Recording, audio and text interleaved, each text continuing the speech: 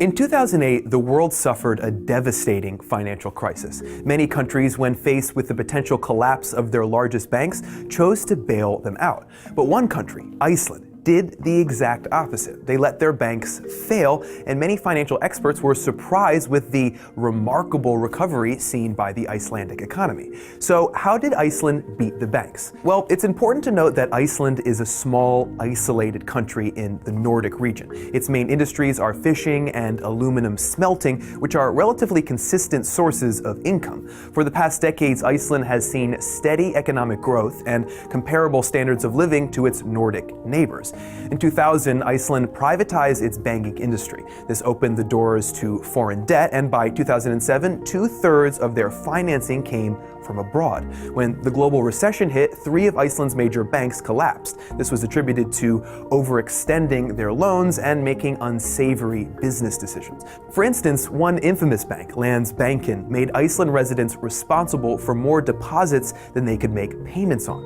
Unlike in the United States, where the bank's deceitful actions merited a bailout, Iceland refused to do the same. Iceland's central bank chief and former prime minister was quoted as saying, "We do not intend to pay the debts of the banks that have been a little heedless." Instead, the government instituted social welfare and debt forgiveness programs, effectively bailing out their own citizens. Additionally, a number of corrupt bankers were even jailed for their role in unscrupulous lending.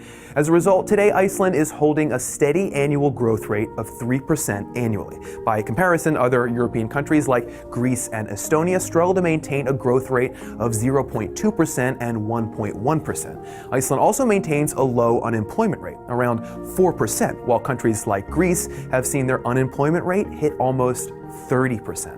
Not all countries can do what Iceland did, but their success can certainly serve as a model. The Icelandic president also made a point of comparison between their financial reforms and the EU's current austerity measures.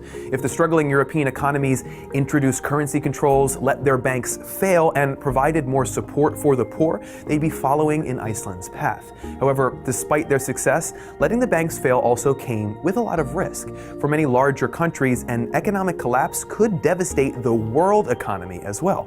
In the case of the US, they decided they had too much to lose. Ever heard of Swiss bank accounts and how they're used to provide a safe haven for financial privacy? This might not be the case anymore. Check out our video here to learn all about it.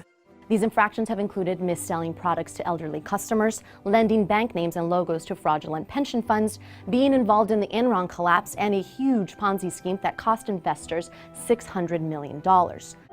Thanks for watching TestTube, and please subscribe.